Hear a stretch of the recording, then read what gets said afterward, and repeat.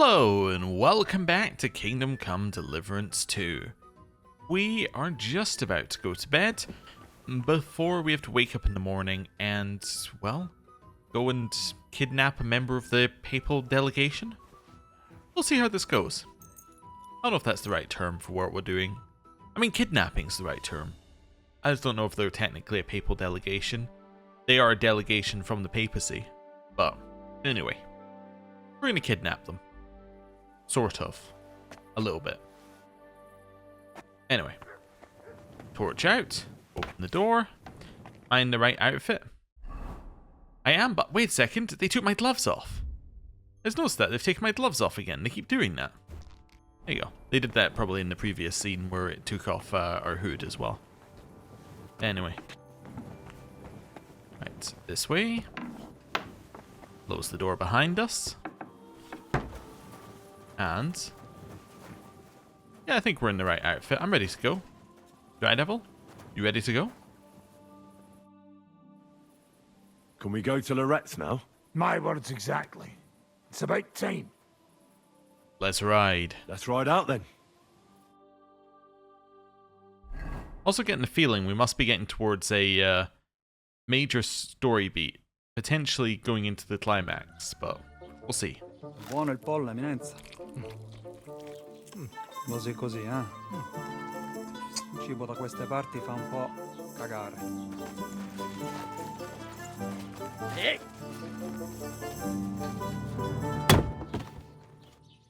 Ma che diavolo? Come cazzo vi permettete? Eh? Sit the fuck down.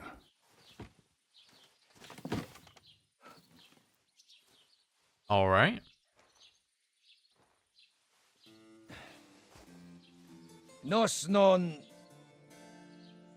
Oh, fuck. Nos non cuer... Vos non vulnerabo. Nobis est petitio. No.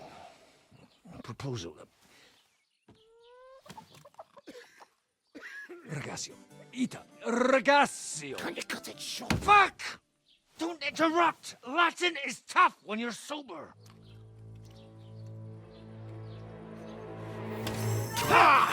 Andiamo! Forza! After them! They mustn't get away! Oh?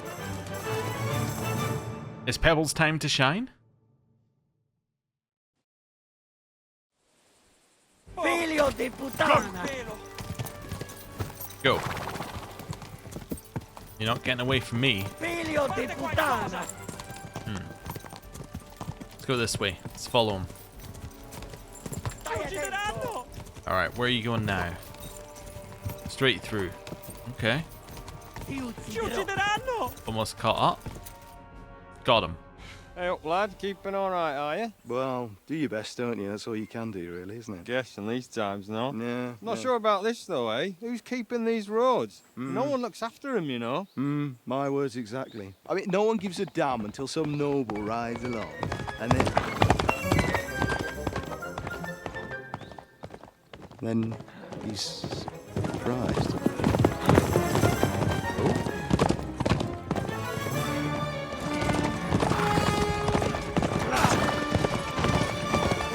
Oh, there goes the no violence plan. Ooh.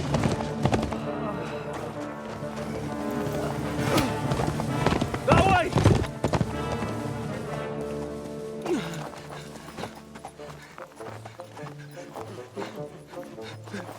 Per amor di Dio, mi lascia in pace.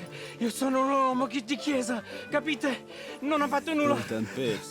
Misericordiosa Vergine Maria! Cosa pide Vergine Maria? Curvato un gambe! Aiuto!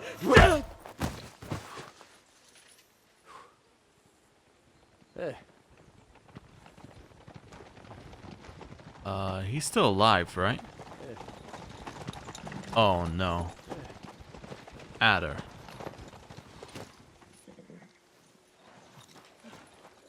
Right, let's see him.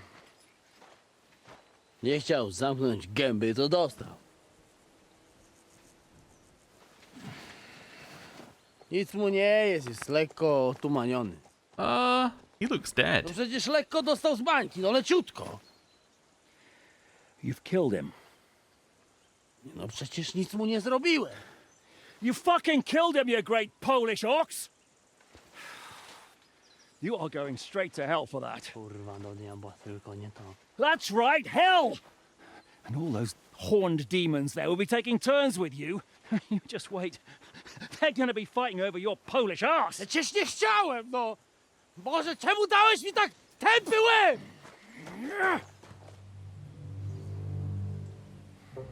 Well, I guess we need someone to dress up as the legate. Strip them before their clothes get even more soaked in blood. You can undress His Eminence here. Me? Why? Because you're the legate now. Ho, ho, ho, ho, ho.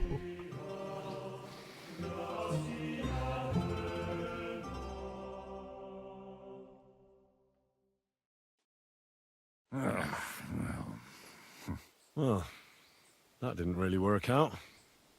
What are we going to do now? You heard, didn't you? We'll get rid of the bodies, get Godwin dressed up, and hope his Legate Act fools the Church Council. It's too late to back out now. Well, maybe it'll be better this way. Well, maybe it'll be better this way. I wasn't sure the legate wouldn't betray us anyway. I trust Godwin a lot more. Sure, I trust him too, but not so much his language skills. Let's get out of here. Agreed. Our business here is concluded. Are you going back to Ruthar Palace? Aye. We have to wash the clothes, get Godwin into them, and hope we don't all end up on the gallows. We still have some time, so if there's something you need to do elsewhere, feel free. I get I what have you're the feeling saying. there won't be time for anything else once we get started. You're saying that this is some kind of point of no return. You know what? I need to take care of something first. We'll meet at Ruthar Palace. Alright. I'm going to Alt-Tab. Well, I'm going to open the menu so we're paused. I'm going to Alt-Tab. The Google search will go as follows. Is the legate, or is it, what's it called? I'll go back to this one. Is the Torres quest the point of no return? Okay, that's fine. There are 2 points of no return. The first is the 4 Victory main quest, which we've already done. The second is midway through the Oratores main quest. Okay. Oh, okay. I got more info. I've just reached this point. Don't want to miss any secondary missions. The ones that will be failed or impossible to start after Oratores are the Thunderstone in Grund, which we've done. The White Roebuck in Sukdal, which we've done. Lost Honor in the Wilderness. Can't remember if we've done Lost Honor. I need to look at where's the completed button. Actually, where do you see completed? Oh, it's in done, obviously. This isn't sorted by anything, right? No, of course not. But it'll be outside the main quest. So Bellatorres is another one. And then Lost Honor. Lost Honor there. Okay. The Fifth Commandment in Kuttenberg. Okay, well, we've done that one. I remembered that one, so the Fifth Commandment. 2 more, the Heirloom and the Collector. Heirloom. The Heirloom. It's in here, well... Actually, I don't see the Heirloom or the Collector, but they might be in this section. Might be in Tasks. Heirloom. So there's the Collector. Okay, we've done that one. And the Heirloom, I don't actually see it at all. No, okay. So we haven't done the quest, the Heirloom. Where do you get the quest, the Heirloom? And what is the quest, the Heirloom? I think that's the only one we've got left on our list to do. Yeah, and then these are main quest. Okay. I'm assuming that that's fine. So, the Heirloom KCD2. Let's have a look. The Heirloom side quest. We done once you finish the Speak of the Devil main quest. So you need to go to the Huntsman's Lodge west of Bailani to find Mikush. Okay. We can do that. So let me just have a look. So, Huntsman's Lodge west of Bailani. Yeah, we haven't been there. So it's right here. So that's where this quest is. Let me see if there are any others we need to add to our list. Yes, this person has more. The Kusenberg tournament apparently can't be done. That's interesting. I guess you're probably no longer welcome in Kusenberg for a lot of these ones. And then Ransom. Or at least you're probably not welcome in a way that you can walk around in Kusenberg, and then Ransom. Okay. Yes. That seems good. So, yeah, we've done all of those side quests apart from this one, which I don't even know if we have access to. Okay, fair enough. Once we've done that, we want to raise our... I think we want to raise our... Where is it? Ooh, drinking. I've got a point in. Okay. But I want to raise scholarship to 30, and I want to take that one that reveals the whole map and see if there's anything that looks interesting. Let's do drinking first. So are these new? No. Okay. Let's see.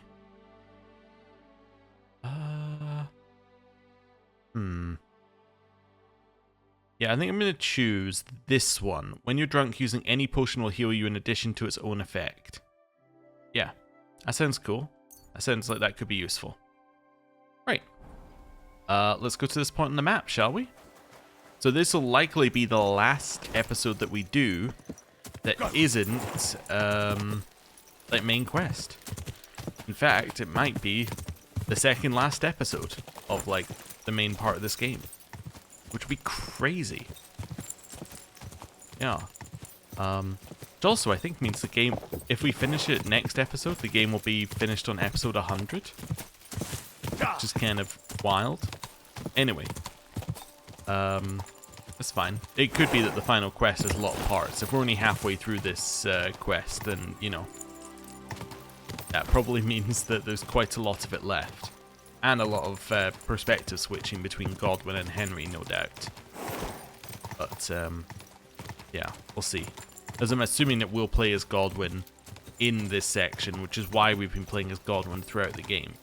Not just to give us these tiny little extra sections, but also to be part of the main quest at the end.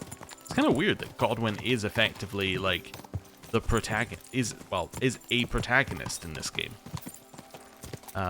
Given that it was basically a side character for one main quest in the first game. Actually, was there a side quest with him? Well, I don't know. It was definitely the side quest where you had the morning after, but I think that might have been, like, slightly optional. But anyway. Yeah. His role has definitely been upgraded. And I think his backstory's been upgraded. I get the feeling he's been given a little bit more. Unless he's a real person, in which case...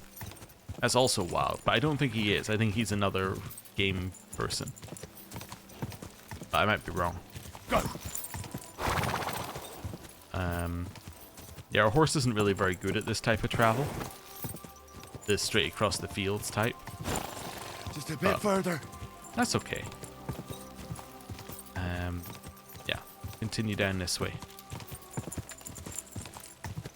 All the way down here. How far away are we? Can't be that far away. I mean, there's very few places that are like more than one horse's stamina bar away from us at this point. Well, I saw it twitch a little bit there. That means we're getting closer, I think. It's like minor movements are causing it to We're choosing the direction we have to go to change. Right.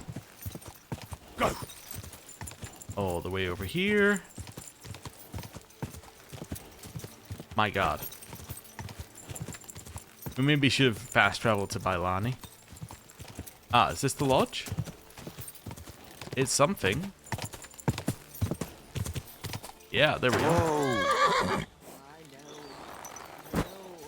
And he always came home. Hello. What's going on? Do you need help?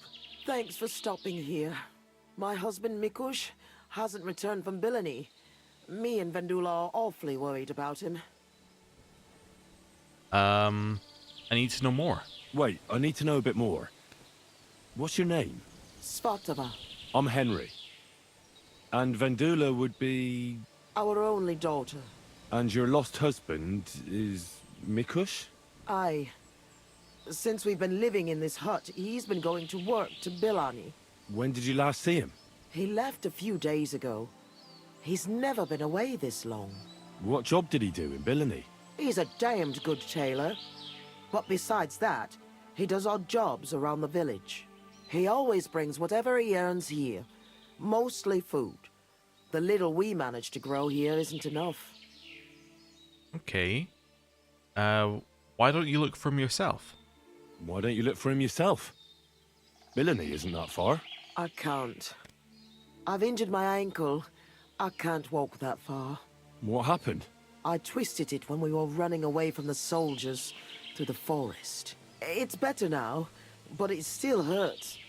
It would take me half a day to limp to Bilani. So why don't you send your daughter?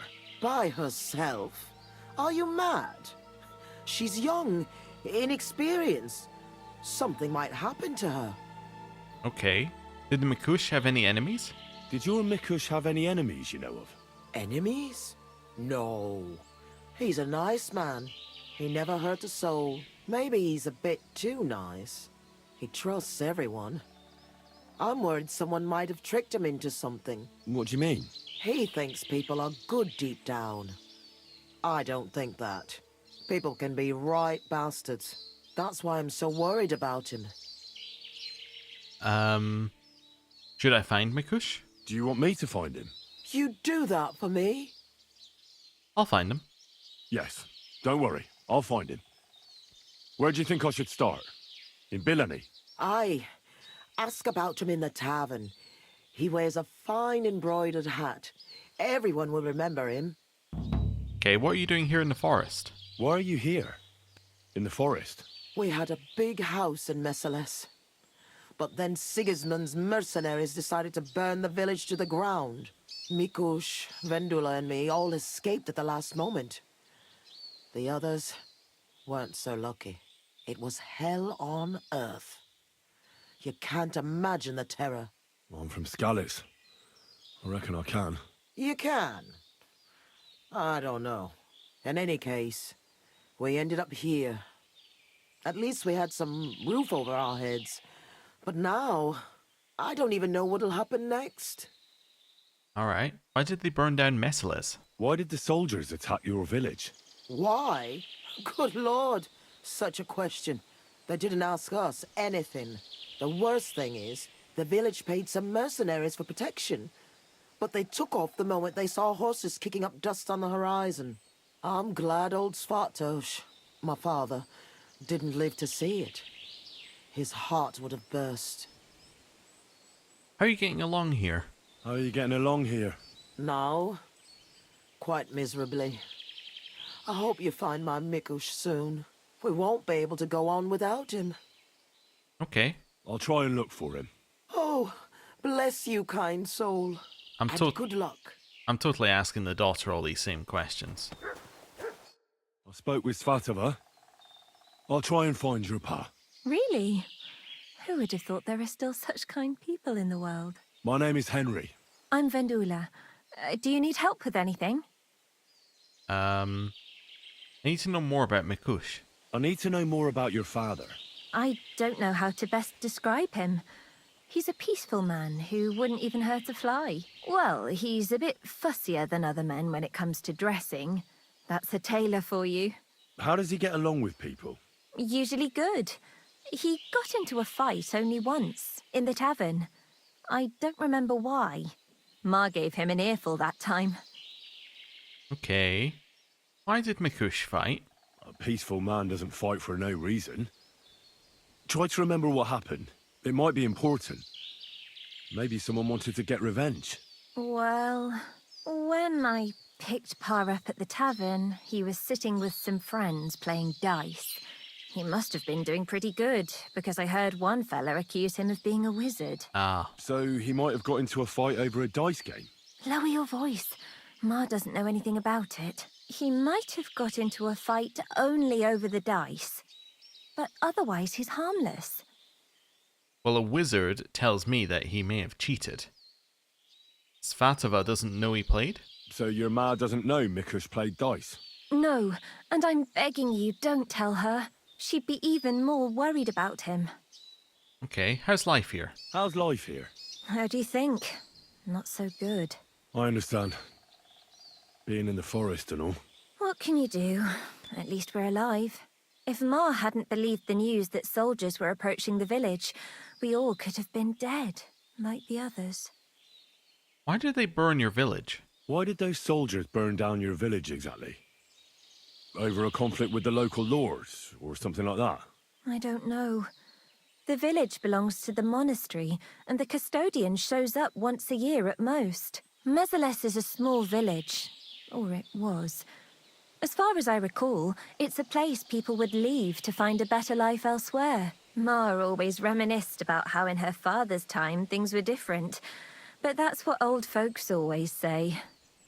Farewell, my friend. Alright. So, I'm fairly certain that this guy cheated some people at dice, and they beat him up. That's my current ongoing theory. But, let's see. I'm hoping I get to play some dice, though. Now, that would be good. Also, I don't know why it's only like...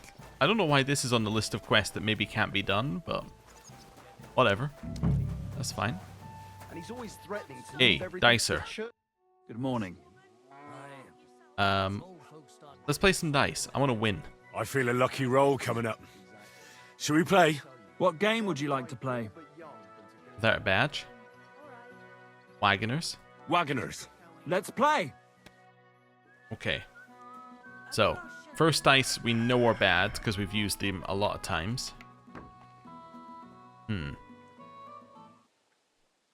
Oh, all the sound stopped. Well, that's interesting. All the music stopped. Okay. Let's look at all of these dice here.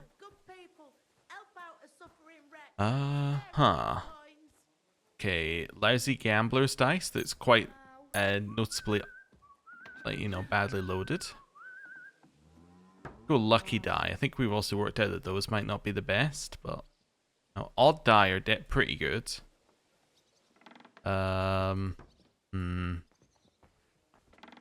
Also, you got here very lightly loaded.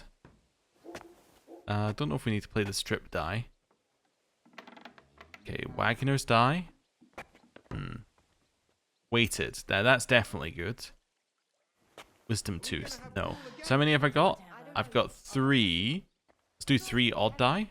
And then confirm. I hope Lady Luck will be on my side. Oh, let's see how we're looking now. Oh, everyone's out watching this game. Not great. I'll take a 1. Actually, that's a loaded die. I'll take an odd die and reload. Or re-roll. Oh? Well, That's pretty good. bad. That's a win. You going to the market? Damn it, I'm so Blinked, and it's over. Do they pour the beer on the table? Alright. It happens. Just watch where you're going next time. Hello. What would you like, sir?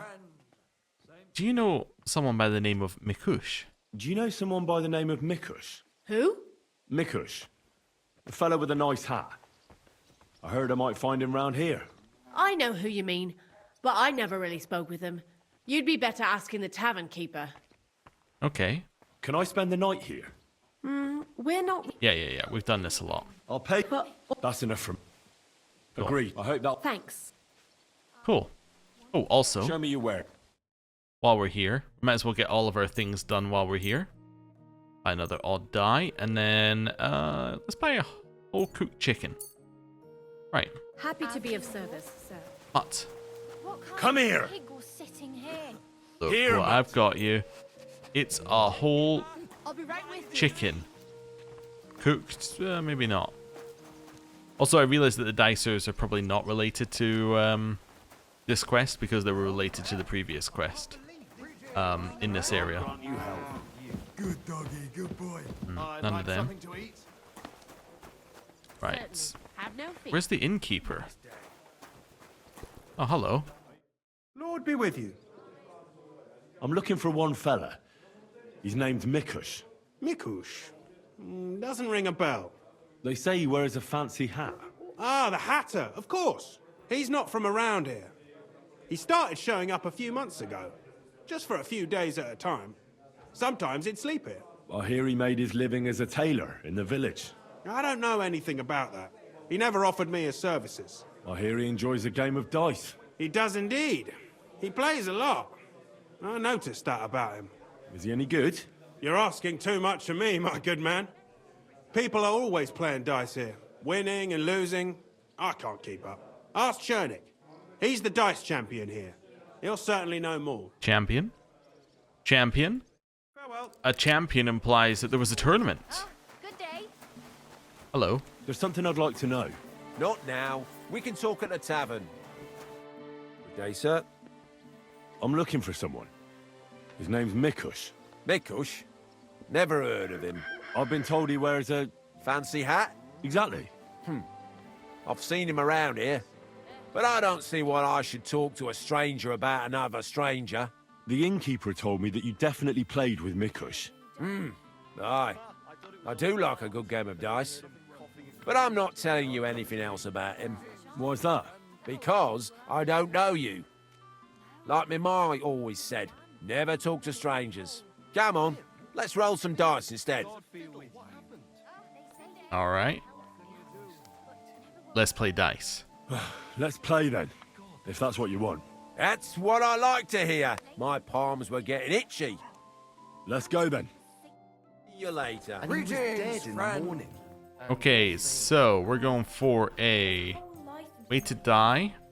Next thing you know, 3 odd die, and then 2 of the other die, whichever one it was. Lousy gamblers. Cool. We'll see whose side luck is on today. We're gonna go into 1.5k. What's taking so long? I should take an odd die here and roll.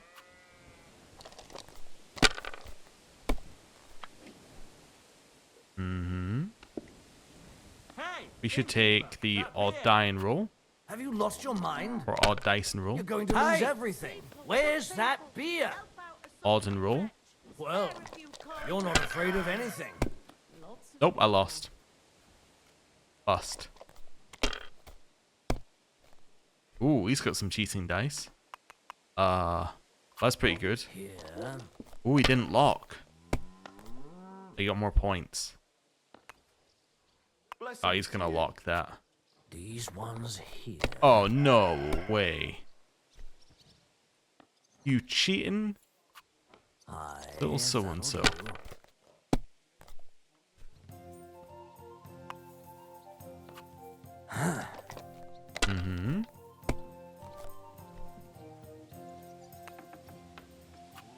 My God. Okay. I'm done. Well, we got a win on this one. Lousy gamblers roll.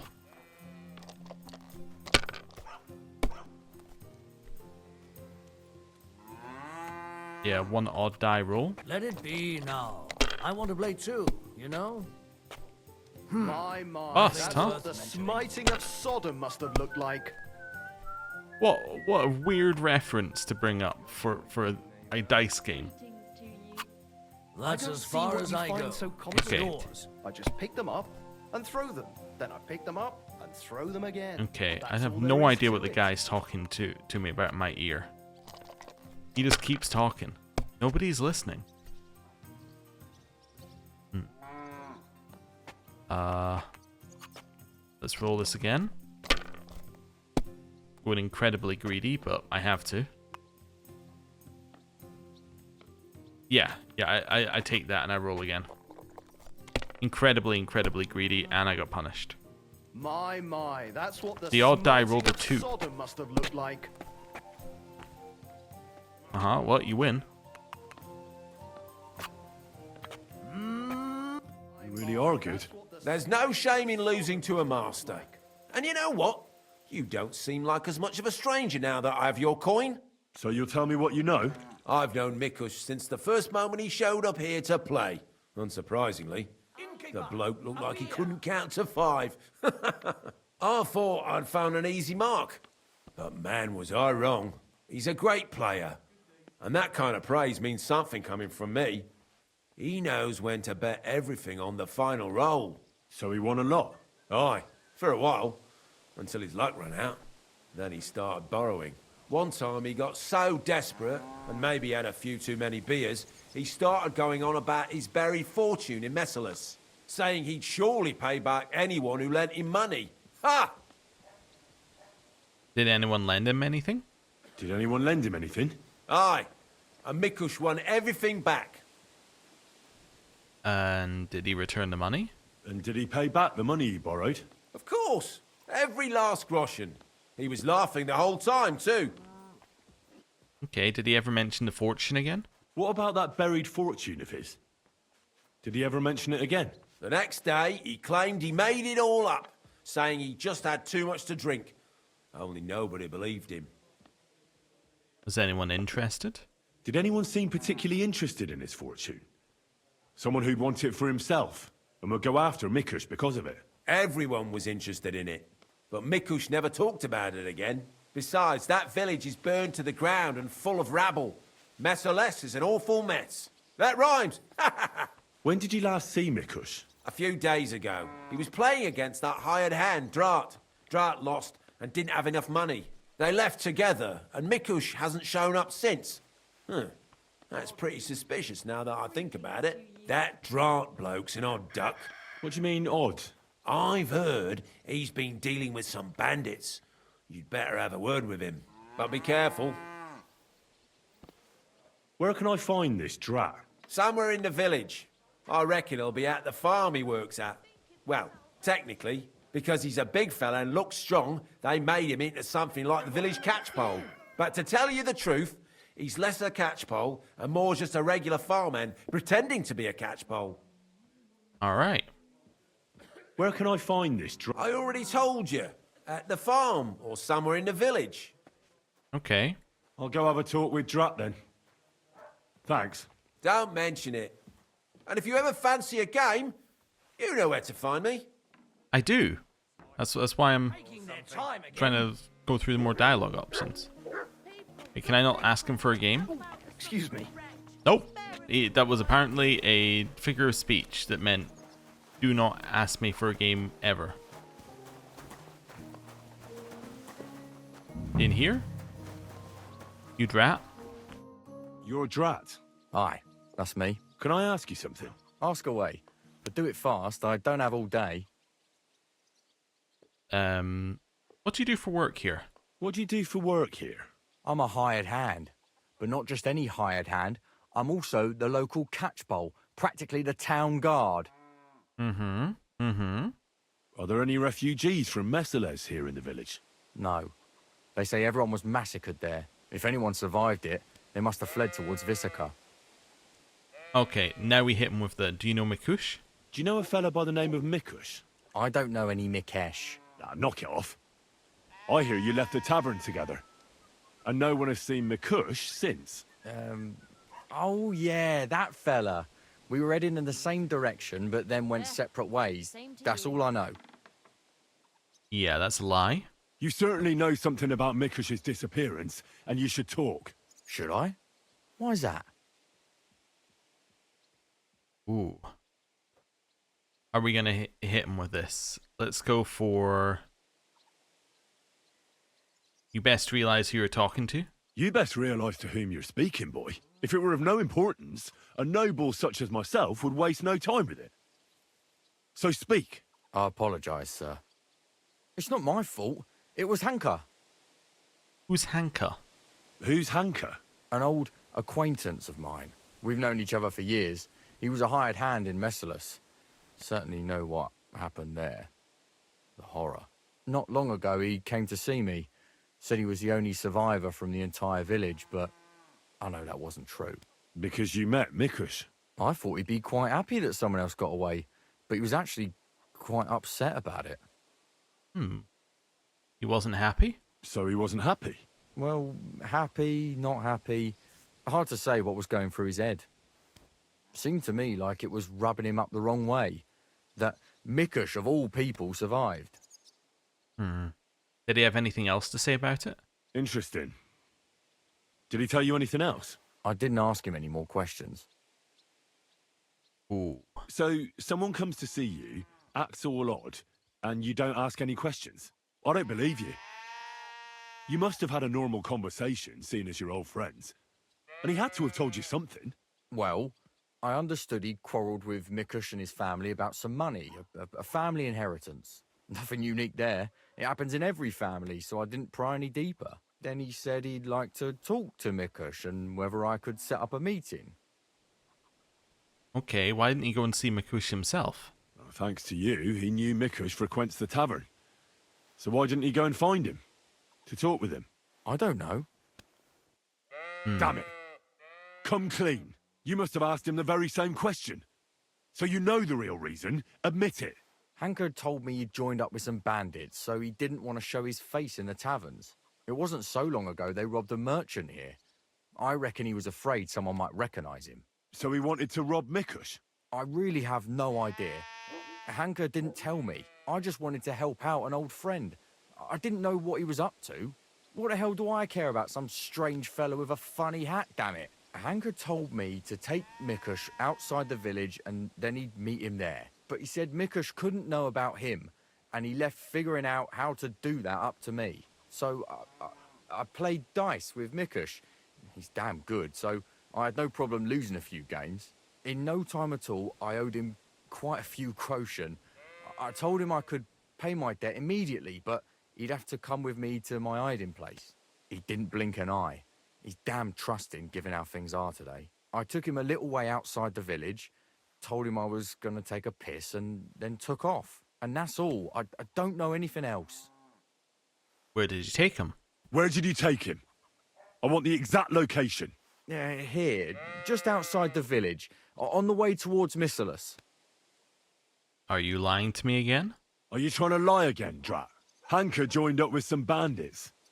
You said yourself he wouldn't dare going anywhere near the village. Unless you want to piss me off, you'll tell me the truth. Now. All right, fine. It was a bit further away from the village. Actually, it was quite far. What did he promise you for that? What did Hanka promise you for bringing Mikush to him? Nothing. I did it out of friendship. Are you trying to lie again? All right. He said he'd give me part of the buried inheritance. Okay. He was interested in that? So Hanka wanted to get his hands on that inheritance the whole time? I reckon so. He felt the family owed it to him, but I don't understand why. Family. Skeletons in the closet. You never know. Okay. How long have you known Hanka? How long have you known Hanka? Since you're such good friends. We go back a long way. As youngsters, we'd beat the shit out of each other in the Messalus tavern. As it often goes, we ended up becoming friends over a beer, you know? But I haven't seen him since I've been working as a catchpole. Not until now, that is. Alright, well, you know more than you're telling me. Well, if you were such good friends, you must know more than you're telling me. Maybe. But it's not important. Every detail is important. So listen up. Hanka always had one big problem. No woman would have him. He's always said it's because he's not rich. But he's just a hired hand. As if a hired hand can't shag. The stories I could tell. Get to the point. Last year, his cousin danced with him at a feast. He was like a new man. He wouldn't stop talking about her. Vendula this, Vendula that. As if he was in love with her. And then, all of a sudden, nothing. He never mentioned her again. Where were you supposed to take Mikush? A crossroads by the forest, on the way to Missalus. Actually, almost right by Missalus. A little beyond the woodsman's camp. Just go straight. 2 roads intersect there. It's the only proper crossroads on the way. All right. What happened at the crossroads? What happened at the crossroads? I want the truth. Well, as I was saying, I took Mikush there and told him I needed to take a piss. Then Hanka jumped out of the woods with some bandits. They grabbed him. He began to scream, but there was no one around to hear him. And what did you do? I didn't wait to find out what would happen. I ran. Okay, where's Hanka now? Where might Hanka be now? I only know what he told me. That he ran off into the forest. And that's where he joined up with those bandits. He bragged about how they made him their captain. All right, well, apparently you knew a lot of info. I'm not wasting any more time with you.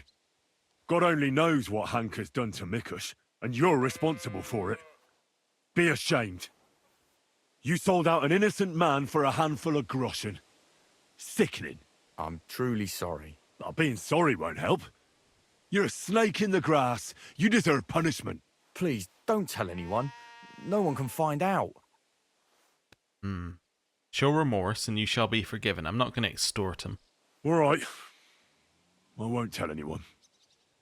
You have committed a grave sin, but if you show remorse, God will forgive you. Thank you.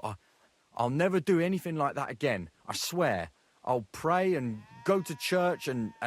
Enough already. Farewell, Drat. All right. Also, I saw the reputation gained thing just constantly popping in the corner. They love us here. I think we're great. Also, I'm assuming that what we did by like interrogating him further is we changed it from like an area to like, no, it's there. Which is pretty good. Right. Let's go. Right. My gloves off again? What is it with this game and taking my gloves off? It loves to unequip my gloves. It's like, it's pastime. So I looked down, I was like, wait a second. I can see my hands. That's not right. I don't want to look down and see my hands. No. Gloves, now that's what we're looking for. Go! Anyway. So somewhere along here we're going to find where he ambushed Mikush. Then we are going to no doubt find something we can track. Then hopefully we just follow him into the woods, stab a bunch of people, save Mikush, and job's done. Although I do get the feeling that Vendula may be involved. Although maybe if it's inheritance, maybe Hanka is actually Mikush's son, and they had to tell Hanka after he started getting along so well with Vendula. They had to be like, you know, if you were cousins, this might be acceptable, but actually, you're not. I don't know. Maybe I'm making up storylines. But that could explain why it went from a lot to nothing. Either that or he said, yeah, keep your hands off Vendula or something. I don't know why he'd be so interested in the inheritance then, apart from, you know, just wanting money, but it sounds like it's more than that. Right. Gone to the crossroads. Now where is it? It's somewhere in here. Okay. So, let me just work it out. Well, let's see if there's any clues, first of all. See anything? But I was gonna put camp somewhere. It's Wojtek's grave. It would be this... Well, it wouldn't be that camp by the road, actually. It'd be right there. I think it's north. I think it's in here. Let's see.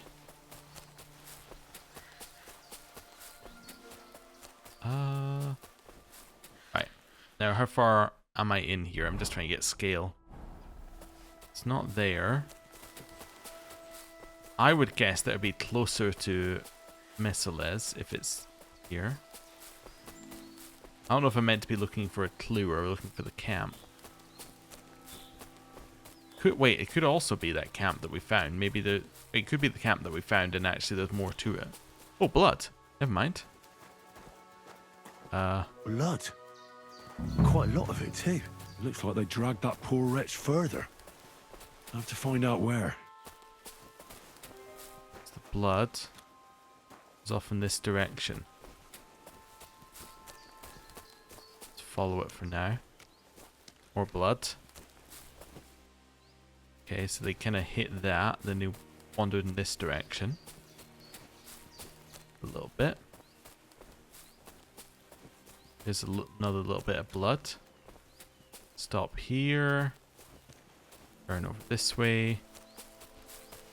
Then we get this. So, yep, another little thing. Keep following it.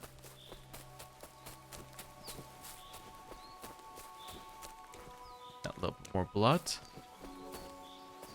More blood crossing the road here. Wait, that is blood, right? Yeah, it's blood here. Then where did they go? I guess this is still technically a little path, right?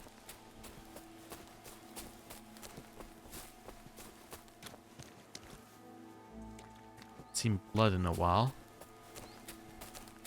That might mean we're on the wrong path, or we're very, very close. There it is.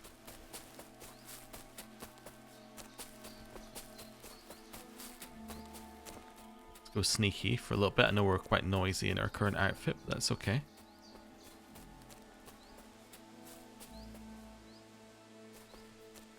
Shit. I don't like this. He's getting worse. He's delirious with a fever. You guys are listed as bandits. See Hanka in there. Let's switch into our sneaky gear.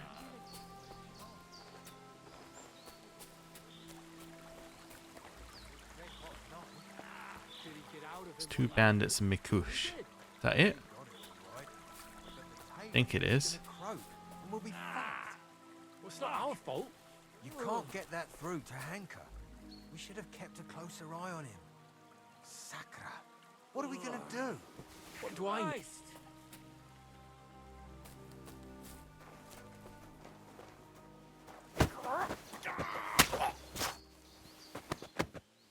To hell with it. Got him. Right. And then switch into our hockey gear. Right. Grab that. Grab that and that. Not going to let him go just yet. Gonna loot some of this place and then I'll let him go. There we go.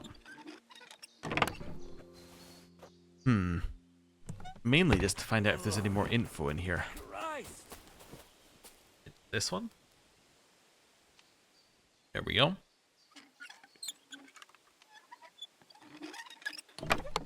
Ooh. I'll have these. Oh, and 106 groschen. They're doing quite well for themselves. Right. Hello. Christ. He's on his last legs. Alright, well. Let's start by inspecting the wounds. Let's have a look then. The burns look ugly, but something tells me they aren't the main problem. The stab wounds are worse. They're red at the edges and are hot to the touch. I think this wound is infected. I ought to do something about it. At the very least, clean and bandage it. Would a potion help? Maybe a potion would help him. Something healing. That works fast. The better quality it is, the quicker he'll get better. Herbs? Maybe some herbs would help him. Medicinal ones. They help with healing. If I place them on his wounds and dress them, he could get some relief. Alright. I've seen enough. I've seen enough. Well, let's treat him. I think I know how to help him. I'll get him through this. I hope I can act fast enough. What are we gonna do with you? Okay, first of all, I'm going to pray for you. I'll pray for you. At least your soul will get some relief. How does it go again? All praise and glory is yours, Lord our God, for you have called us to serve you in love. Bless Mikush, so that he may bear this illness in union with your son's obedient suffering. Restore him to health, and lead him to glory.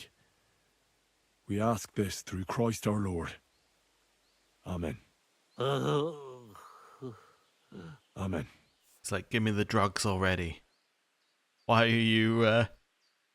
are you praying? Alright, so let's clean the wound. I should clean that wound first. Let's use some schnapps. Just one of them. Yeah, let's do that. This'll sting a bit. Ah! That hurts! Okay, well, he's conscious. The wound is clean. That should stop the pus from forming. Or at least, maybe conscious isn't the word I'm looking for. He's obviously conscious, but he's, like, aware of his surroundings and able to articulate what he's feeling. Put herbs on it. I ought to put herbs on that wound. I haven't got any. But I won't do that now. Alright. Give you a potion. I'll give you a healing potion. I'm sure it'll help. Let's give you a strong painkiller. That seems good. Although actually, probably strong marigold would be better, but whatever. This one should do the trick. Drink up.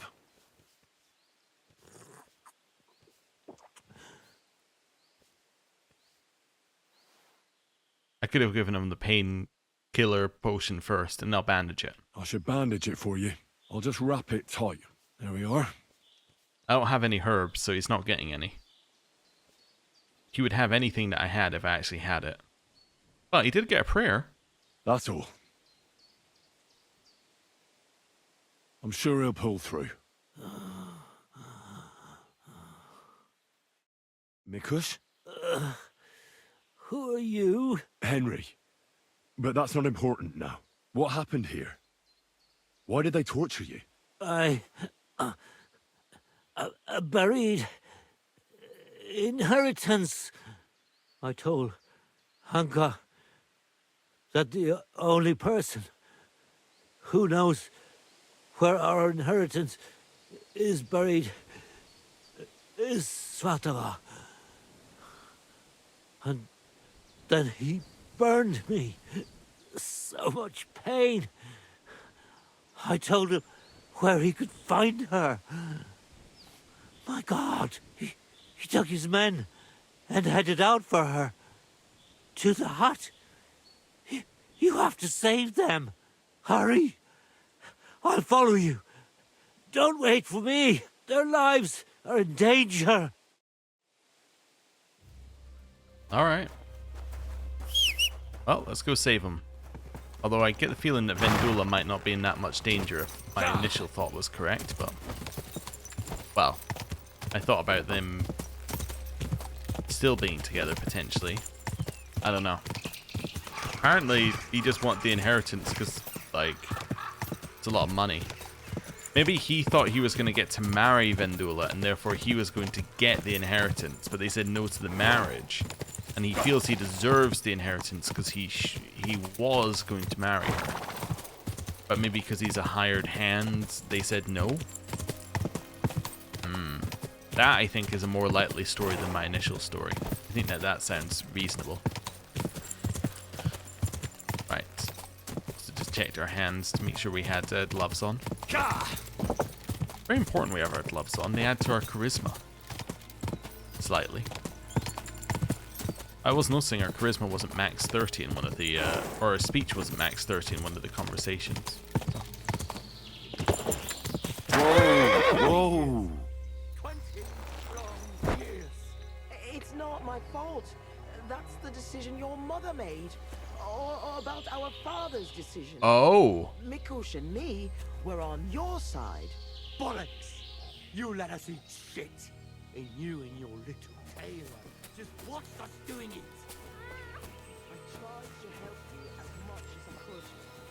found work for your mother. On the fields? She had a back like a dry twig, and you... Let her go immediately. Take another step, and I'll slit her throat. Okay. Negotiate. Don't do it. Do you hear me? You'll be sorry. Someone else is going to be sorry here. For God's sake, talk to me. Why are you sticking your nose into this? Let's talk. Calm down, Hanka. Let's talk this over. We can find a reasonable solution here. Give it time. You can't deal with everything in such a hurry. Well, I'm listening, but spit it out fast. Okay. Let's talk. Let her go. We can talk this over. It's not your fault what you've done. You've gone through horrible things. What could you know about that? Believe me, I know. You're horribly angry and you can't control yourself. But no one else should suffer because of that. Talk to me. Peacefully. Peacefully? All right. We'll do it your way. Praise be to God. Look, I know it doesn't look good, but I was in the right. The money they hid, it belongs to me. It's my inheritance. Well, it kind of sounds like it's actually his mother's inheritance. So it sounds like the two mothers were sisters. His mother, didn't get any inheritance, but the other mother did. But the other one says that it was her choice, so explain it. I don't understand. You'll have to explain it to me. My grandfather, old Svotosh, was rich. He worked the fields all around Meselis. He built a beautiful house. He had many children, but only 2 daughters made it into adulthood. Svatova and my mother, Ludmila. When he was dying, he fucked my mother over and gave the house and all his money to Svatova and that tailor of hers. Did he have a reason to do that? To disinherit his daughter like that is strange, to say the least. Did he have a reason to do that? Reason? Svatosh hated my father. He was just your average poor commoner, but that wasn't good enough for his high and mighty self. Svatova and Mikush got married off in Kutenberg at the Church of St. Peter and Pavel. But did they invite my parents? I was still little, but I remember he treated us like dirt. And not just him. We barely had any proper food to eat. Pa had to go work in the mines at Horsham for a few groschen. He ended up trapped under rubble there. He died a cripple. After that, no one even moved a finger to help us. Not Svatova, not Mikush, no one. You're damn lucky I came in time to help, Mikush. Things might have ended up much worse. I only wanted justice. Nothing more. Well, I hear you liked Vendula. Drat told me you were attracted to Vendula. That's not true. Don't lie. I hear she danced with you, and you were over the moon. I wasn't. I just... Not so many girls dance with me. Because you're just a hired hand? Well, she's my cousin. So I wasn't head over heels for her or anything. No way. I mean, who want me anyway? There's someone out there for everyone. It seems like an odd way to take the conversation, but sure. I get it. You're alone and desperate. It's sad not to have someone by your side. You're right. But believe me, there is someone out there for everyone. It's God's will. You think so? Certainly. Try and pray more. And visit the baths. That's important. I wish I heard that earlier. But it's never too late to change, believe me. Look at me. I'm just an ordinary village boy. You might be right. Okay. How did you survive Meselis? Tell me one thing. How did you survive what happened in Meselis? Dumb fucking luck, I reckon. That band of despicable cutthroats. Once they made their way into the courtyard, all hell broke loose. Tried to defend ourselves, but everyone but me fell. So I fled to save my brother and mother, but it was too late. Everything was burning. I took off running and didn't stop until I was deep in the forest. No matter what you've done, I must admit, I feel sorry for you. I know well what you went through. What happened to your family? Your family? What happened to them? No one survived. No one was expecting it. Once the soldiers entered the village, there was no escape. Their captain got his eye on my brother, who worked with me in the courtyard. Franz was barely 15. He didn't stand a chance. I ran out to the fields for Ma, but they got there first. All I could hear was a screaming. And then it stopped. I lost everyone. But Svatova and Mikush didn't. I'm sorry, but your misfortune gives you no right to harm others. How did you join up with the bandits? How did you join up with the bandits? My first night out, I slept under a tree. I was starving. So I went out hunting for mushrooms, but then I saw a fire. It was that gang. Captain Loiser was their leader, a big fella. They said they'd let me join if I beat him in a fight. So, I beat him. And they made me their leader. And what about Loiser? They buried him in a glade. I reckon that was no great loss. I don't know. We didn't really get to know each other. Well, let's end this off with violence won't solve anything after your previous story said violence solved all your problems. If you felt aggrieved, you should have found another way. Violence solves nothing. That's the first time I've heard that.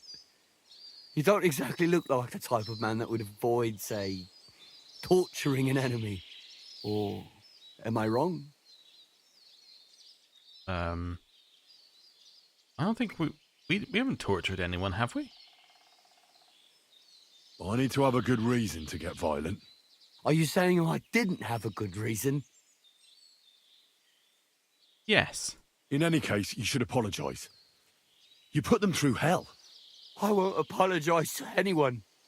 They had a guilty conscience because of what they did to me. If they shared just a bit of their wealth, nothing would have happened to them. But they didn't. They fucked up my life. I'm poor and alone. Enough talk. Be reasonable. No one died in the end. I said enough talk. I know how to end this whole unfortunate situation. Take what I said about rectification to heart and leave here in peace. Very well. I was getting sick of the bandit life anyway. You'll never see me around these parts again. I swear. Farewell. Oh. Hey, Hanka! Where's he going? That's surprisingly easy. Yeah, the bandits are like, what? Get it. They're like, why would you do that? Right, hello. You both alright? My sweet Vendula. Did he hurt you? I'm all right, Ma. Thank God. Thanks for the rescue, Henry. And what about my husband? Did you find him? I did. Hanka was keeping him in his camp. He was nearly a goner, but I managed to treat his wounds. His wounds? My God. What did those bastards do to him? Well, they didn't treat him nicely, that's for sure. But he'll tell you himself. He's on his way back now. Hanka, that bastard. I hope he'll pay for all his crimes. Let's say we let him go. I'll let him go. For God's sake, why? A bastard like that? He's a bandit. He'll hurt someone else. You should have killed him on the spot. Hanka didn't end up killing anyone. Oh, stop talking nonsense. Every criminal deserves a just punishment. And I thought seeing my own home burned to the ground was the worst thing. We've gone through a lot, Ma. So much suffering. We have to leave this place.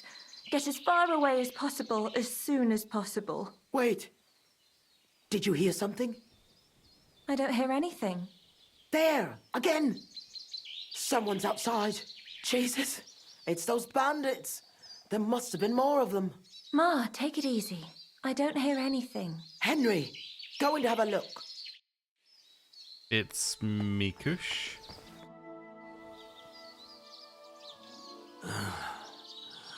Yep. It's not the bandits. Look who's come home. Mikush! Pa! You made it here quickly. I came as fast as I could. I nearly gave up the ghost. I was so worried about the two of you. I'm so glad you survived. That horrible hunker tried to kill us. I know. All because of the inheritance. He went absolutely mad. If it weren't for Henry, he'd have killed Vendula. And then me. That lunatic. Who would have guessed that about him? He used to be a good lad.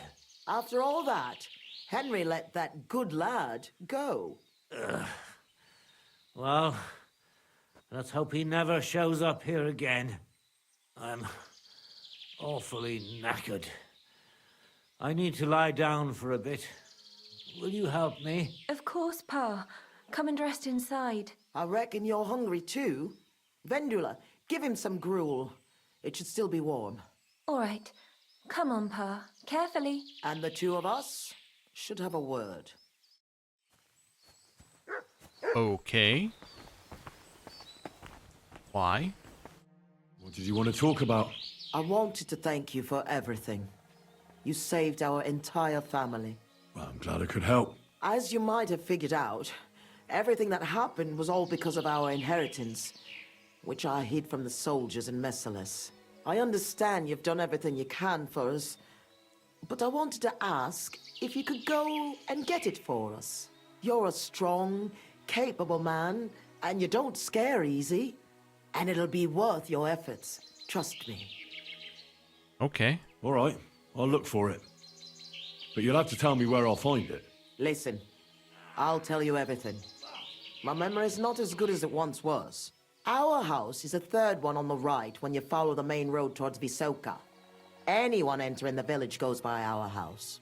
Must have been about 2 days before the tragedy.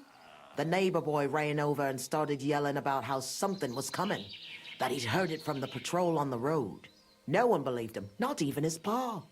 After all, why would soldiers attack a monastery village, one far from their camp? It didn't make any sense. That night, though, I had a strange dream. I tried to put out a fire, but the more water I poured on it, the bigger the flames got. So I decided to hide all our valuables. Only I couldn't do it during the day. I was worried someone would see me. I put all of it in a chest, loaded it onto a handcart, and waited till nightfall. Okay, did you believe your dream? Did you believe your dream? Dreams are gifts from God. They can tell the future. Don't you know that?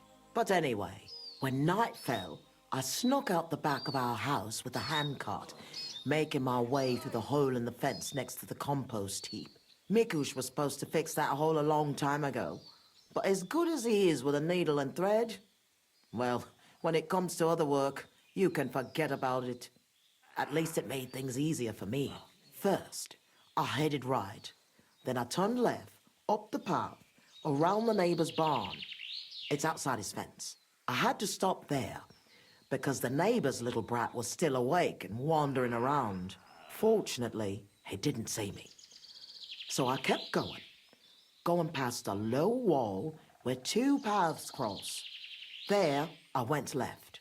Once I was safely out of the village, a dog started barking at me, so I had to pick up the pace. Instead of turning right down the path, I went straight into the field there.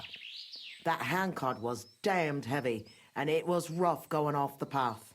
I crossed the field, making it to the wood, but the wheel got stuck there. I couldn't go any further, and it was pitch black. I lit a lantern and dug a pit to fit that chest. Took me forever. When I was done, I could barely walk straight.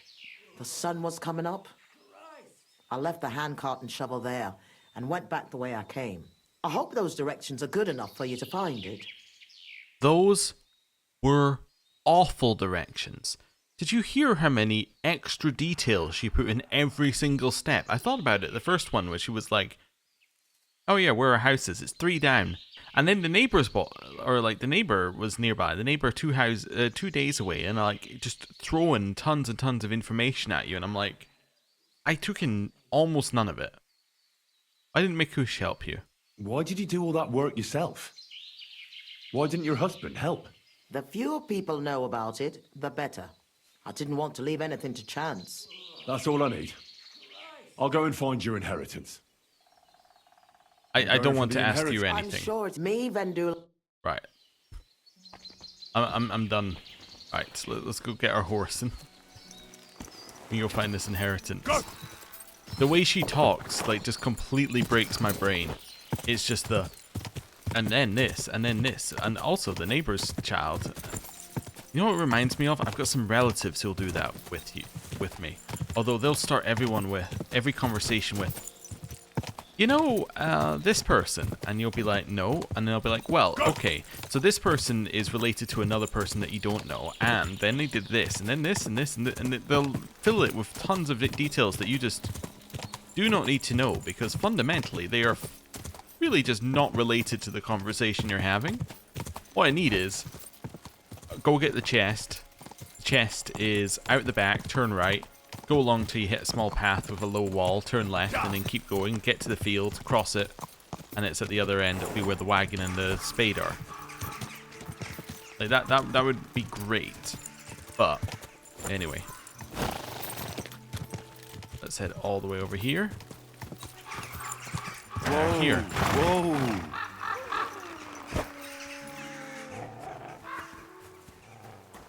Okay.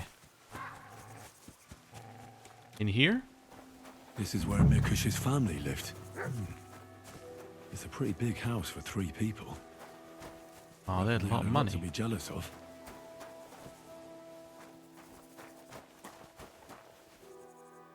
What am I examining? Oh, this is the house, I guess. Was it out the back here? Along this way? Along the low wall? This where you went off? Yeah, I think this is where she went off. Right? I'm just looking at this path through to the other side of this field, right? What was the next stage in the quest? Let me just check. Find the treasure. Oh. Must not be. I thought she was saying it was along there, but... Oh, maybe I'm wrong. You know what? Horse. Why am I walking? I thought she was saying it might be over here somewhere. I guess not. I guess it's the other field. Must have gone past the wrong low wall. Right. Whoa! Whoa! So it was like get to the low wall and then turn left, right? So maybe this way? Along here? And at some point get to cross. Maybe this is where she actually came out. And she crossed the field here. A stench of fire. No. I don't want to be reminded of that day. Yeah, minded of scallops. Ah, that might be where we have to do this quest now. Oh, hello. Who are you? This is where Svativa took the handcart onto the meadow. The inheritance can't be far. Okay. Head back to where we were. Yeah, so this is where she took the handcart onto the meadow. Then she crossed over here, probably. It's kind of difficult to see, obviously. Is it down here? All the way at the end? Oh. That was mutt. Okay. Oh, it might have been a deer. And at the end here? She said it was at one of these ends. I might be wrong. Right, back in here. It's very difficult to see anything past the meadow. Oh, there it is. Wonderful. Right, dig.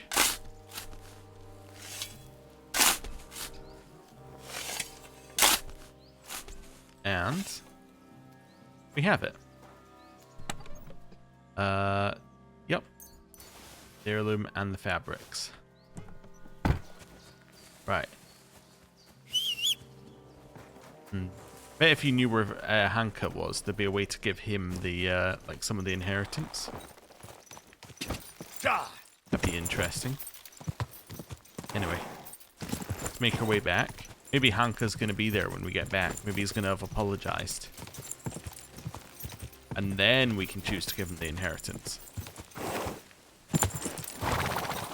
Yeah, we still don't entirely know why his mother was disinherited. Quick! Maybe I should have asked that. Maybe I can ask that when I get back, rather than just giving the inheritance over. Maybe it's not important anymore, the specific reasons, but anyway. That's fine. But yeah, it makes a lot of sense having to do this one beforehand if it involves thoughts of Skalitz, because I assume that that's going to be like Henry's big moment at the end of the game, is like dealing with his dreams. I don't imagine that they would carry his dreams forward into like the next game or anything. At least not in the same format, so that'd be interesting. Right. Let's do this. Quick wash. Right, what have we got here? Hello. I was in Merciless and followed your instructions. And? Did you find it? I did. The chest was buried by the forest, exactly where you said. Next to the handcart. My God! Thank you for everything. Vendula, Mikush, Henry has returned, and he found our inheritance. Finally! Some good news. Don't keep us waiting, Henry. Let's see what you have for us. I'm going to hand over everything. Here's everything I found. Fabric, Groshen, and our ancestor? Nothing's missing. This fabric's as good as new. Think of all the money this will make. Finally, fortune smiled upon us. It surely has. I told you that once our ancestor comes back to us, everything will be like it once was. Thank you, Henry. Here's something for your efforts. If you ever feel like learning something new, Mikush here would be glad to teach you. So he teach me to play dice, eh? You can't learn dice. You have to have it in your blood. That's not what I meant. He's a tailor by trade, so he can show you how to mend your clothes. I reckon I could. Stop by, Henry. I'll find time for you. God bless. I'll be with you. Hey. Feeling better? I see you're on your feet. You feeling better? Thank God Vendula took care of me. So I'm feeling much better. Thanks for asking. I reckon it'll be a while before I dance again. But no matter. At least I can still hold a needle and thread. It was good to see you, Henry. Cool. Well, that's that. Let's level up our strength, because we got another point in strength. Tight grip or strong arm?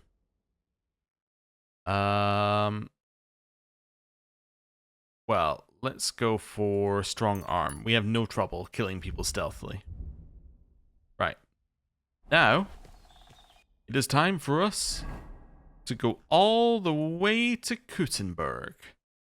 We are going to go to here for now. See what time of day we get there at. My God, barely any time has passed at all. Scene of an ambush. Can I avoid them? Yeah. Okay. That's fine. So we'll head all the way over here. We need to eat when we get there, but that's fine. We can eat. And the shops might still be open, actually. Ooh. Might get there at perfect time. Right. So, get off our horse. Let's now eat something. So, what's going off? Trout. Okay. Then this way. And I want to go into wherever a scribe is. Scribe in here, but there's also a scribe on this side of the street. Yeah. Right, in we go. Hello, I need to speak to you before you shut. Urgently, I need a scribe. Sir? Right, so I've read all of his books, but I haven't read all of these books, so... I don't know if I'm going to read all of these books, but let's just do that for now. We'll close the deal. Great! Happy to be of service. Right. Now we'll run across to the other scribe. We can find skill books, that's easier, but we can always read the lore books if we need to. Right. Up here. Oh, it's locked, okay. This side. Up the stairs. Up this way. In here. Back this way. In here. Hello. Ah, I've read all of them. Right.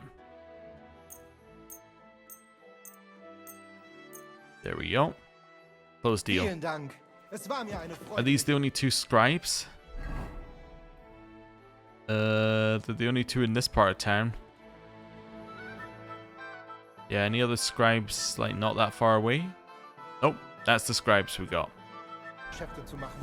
Well, that means that effectively the only way that we're going to gain a scholarship is by reading books. So let's go find somewhere to sit, and we will start reading books. Right, over here. Let's find a nice place. Maybe out the back here might be a good spot. Yeah. Let's go to the other side here, because this side's a little loud. Right. Through here.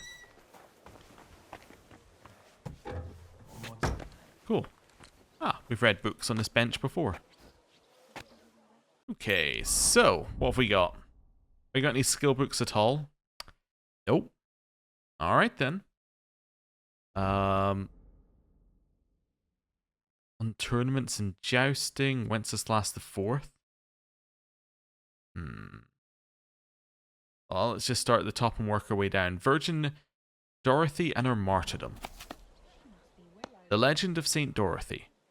Dorothy, a lovely maid, a pious life she always led, and this lovely Dorothy wore a wreath of gold, you see, and of a snow-white lily of the Virgin Mary.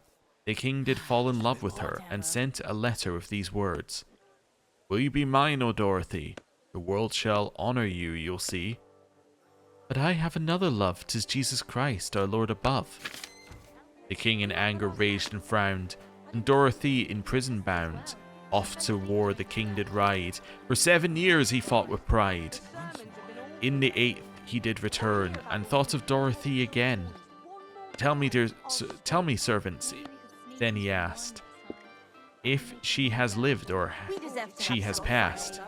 She lives, my king, indeed she lives, though she neither eats nor sips.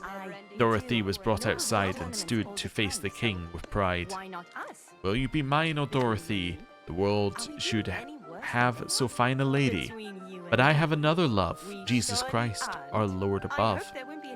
The king grew angry at her rejection and ordered them to heat an oven.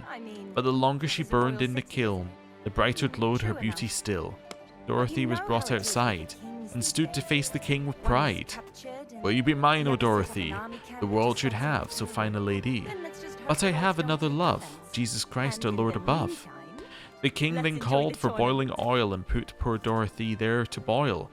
But the longer in the oil she stayed, the more beauty she displayed. And so they took her out again and set her down before the king. Will you be mine, O Dorothy? The world should have so fine a lady. But I have another love, Jesus Christ our Lord above. Then the king had a wheel made, and on it the maiden laid.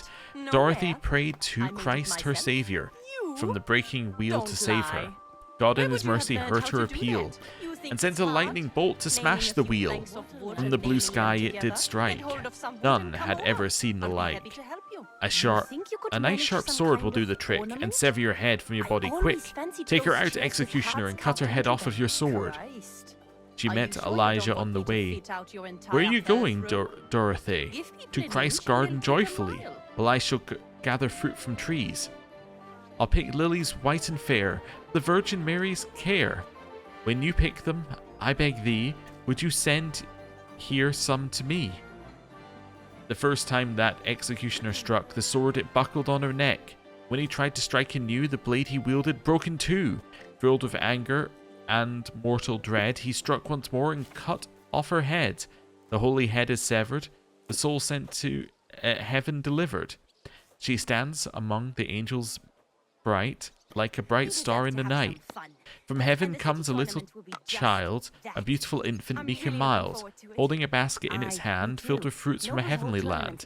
Elijah, faithful friend and true, here I bring these fruits to you, from the heavenly garden above, as my sister promised you with love, when she met you in this place, on her way to death's embrace. How much did that give us in terms of scholarship? Goes a little bit other way. I can't read any more stories here though, because like they're talking far too much. This bench might be slightly better, a little quieter on the main street. Right. Atlanta, the huntress and favorite of Greek gods Artemis. Atlanta, maiden to men equal. King of the Boeotians, Scroinius longed for a son to succeed him and inherit the throne. He rejected his firstborn daughter and ordered the child to be thrown into the forest. The child, however, was discovered by a she-bear who let her drink her milk, and so saved the child from certain death. Later, hunters took the girl, named her Atlantia, and taught her, Atalanta, and taught her their art. Soon she grew into a sturdy, strong woman who surpassed men in hunting, running, and riding. Because of this, the virgin goddess of the hunt, Artemis, took a liking to her, and Atalanta took a vow of chastity after her example. She sailed with the Argonauts on their expeditions and was one of the hunters who set out to hunt the Caledonian boar. It was her arrow that first struck the creature. Melegros, the son of the Caledonian king who eventually managed to kill the beast, gave Atalanta the boar's hide in exchange for a promise of her love. He was killed, however, and the marriage never took place. Atalanta soon gained fame and glory that reached back to her father. On the reunion, he demanded that his daughter marry despite her vows. She agreed, but set a condition: she would marry only a man who would surpass her in running. Many men entered the race and took the shameful loss. Finally, Hippomenes appeared and managed to defeat Atalanta, albeit by trickery. The story of Atalanta has two known endings. In one, she married Hippomenes and was his equal as a hunter, wife, and companion. In the other, she and Hippomenes were punished for desecrating the forest temple and turned into wild animals. Sounds about right. How are we looking now? Skills, scholarship, that barely moved the needle. Okay, a lot of books to go. Collection of poems by Petrarch. Wonderful. Canzoniere de Francisco Petrarca. Okay, well, I don't read the language, so I'm not going to try. We'll read the ones that are in English. You who hear in these sparse rhymes the sound of sighs that fed this heart of mine, when did err within my youthful time, when I was not the man that I am now. For all the ways I spoke and wept aloud, forgiveness and pity you may find, or may you find, twixt hope and sadness, both of them so vain, in those who understand love through its pain. Yet now as clear as all the world I see how often and how long I was a fable. And now I've become ashamed of me, and shame the fruit of all my vanity and remorse, and being knowledgeable of how the world's delights a fleeting dream. Okay. How did that move the needle? A little bit. Okay, that wasn't too bad. Right. Charles IV. But the greatest ruler of the Kingdom of Bohemia, Charles IV, who excelled above all other kings and raised the country from the ashes. Okay, Charles IV, King of Bohemia and the Holy Roman Emperor. He was the greatest and most venerated of Czech rulers, whose legacy shall forever be indelibly etched into the hearts of the Bohemians and into their country, for no other ruler can come close to exceeding his deeds or his leadership. He was born in the year of our Lord, 1316, as the firstborn son of John of Luxembourg and Elizabeth of Bohemia, of the Prismilid dynasty, and thus through his veins flowed the blood of both of those famous families. But it was the Prismilid blood that later brought him, as Emperor of the Holy Roman Empire, back to his country where he established his seat. For when the old king died and left the kingdom to his son, it was desolate and impoverished, and young Charles, who hastened to be crowned, could not yet properly speak the language of the Bohemians. Soon thereafter he learned to speak as fluently as any native and could also converse in 4 other tongues, for he was learned and began to write a book of his own. By his hand the kingdom was soon ameliorated, and he rose it to great glory, whether through his skill at arranging marriages of state — he was wed 4 times, each time acquiring a new wife and a new piece of territory that he received as a dowry — or through building and education, which during his reign flourished greatly, or through the newly founded University of Prague, which achieved renown throughout all the empire, or throughout all of Europe. The construction projects that he commenced included Prague's new town, which he founded on the opposite bank of the Vltava, a stone bridge that connected the old town and the new, and has no match in Europe. Karlstein Castle, which amongst fortifications is a building of the most fine ornament and rich decoration. He rose up the kingdom of Bohemia within the Holy Roman Empire, for by his decree the king of Bohemia became one of the prince electors. Did that person just sit next to me while I'm reading a book? How weird. Anyway. When, after a long reign, he died in 1378, the entire land was plunged into grief and thousands of people followed his coffin. In a eulogy given by the bishop at his funeral, he was called the father of the nation, and that may that epitaph remain forever, or his forever. His sons, Wenceslas and Sigismund, quarrel over the throne to this day, for Wenceslas as the rightful heir has failed as a king and favours hunting and amusement over ruling, and Sigismund has invaded the country with a massive military force and seized the power that once belonged to his father. Alright. It was raining, so it's time to go inside. Do some more reading inside. Right. Let's head upstairs. I apologize. Keep pushing and I can get up the stairs. There we go. Close the door. Bring out our torch. Sit on the bed. Time to read more books. What is next? Historia Troiana?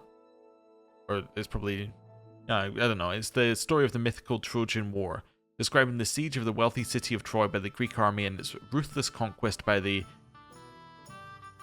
Mycenaean king? Thus begins the story of the killing of the heroic Hector, the Trojan prince, which occurred in the 10th year of the war between the Achaeans and the defenders of the city of Troy. After 30 days of truce, both armies were once again preparing for battle. On the night before the battle, Andromache, Hector's wife, had a terrible vision that her husband would not escape death the next day. In the dark of night, she immediately revealed everything to her husband and begged him not to go into battle. But Hector harshly rebuked her, saying that it was not fitting for warriors to flee from the fight because of deceptive dreams. Andromache ran to the king and queen to implore them to forbid their son from going into battle, warning that they would surely be burying him if they did not. They all knelt before Hector, pleading with him in tears, but he ignored them and prepared for battle. He mounted his horse and rode out before the assembled Trojan army. Then began the terrible battle between the Achaeans and the Trojans, with countless men attacking each other so fiercely that 1,000 died on the spot before the ranks even clashed. Amid the calls of horns and the sounds of pipes, the Greek king Menelaus struck hard at the Syrian allies, but the Trojans did not let them fall, and the battle raged fiercely where it had previously calmed. There fought Troilus and his rival king Telamon, and elsewhere Achilles and his Myrmidons were pushing the Trojans back towards the city. So many heroic deeds were performed in such a short time. Achilles planned to capture the Trojan prince Megaritis, but killed him in the battle. When Prince Hector saw this, he immediately launched an attack with his men, killing many Greek nobles. Achilles quickly realized that fortune was turning against the Achaeans and would not allow them to triumph over the Trojans. But then, Pollices, the betrothed of Achilles' sister, arrived on the battlefield with his men and attacked Hector, who killed him. Thus, the two princes finally faced each other in battle, seeking vengeance for their fallen comrades.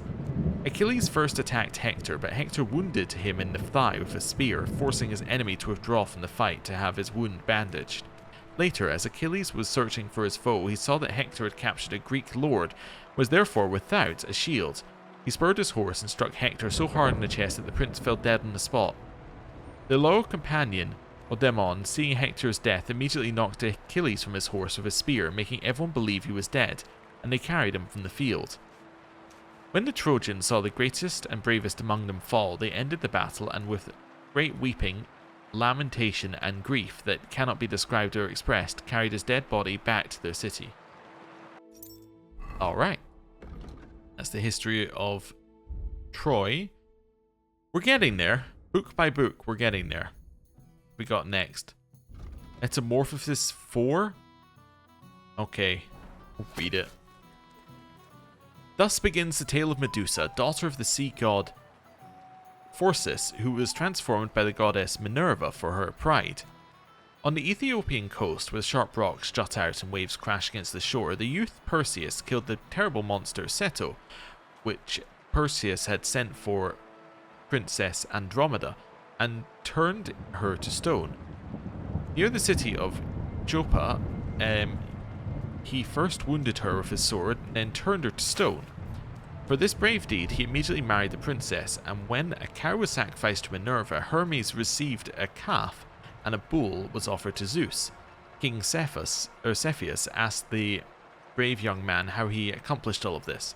After partaking of the exquisite dishes, Perseus finally spoke of his journey beyond the cold ocean for the head of Medusa. He told of a safe place beyond the sea, where in the rocks of the three Gorgon daughters of Phorcys, dreadful witches, had their abode. Only Medusa among them was mortal, but her gaze was so terrifying that it turned anyone who looked at her to stone.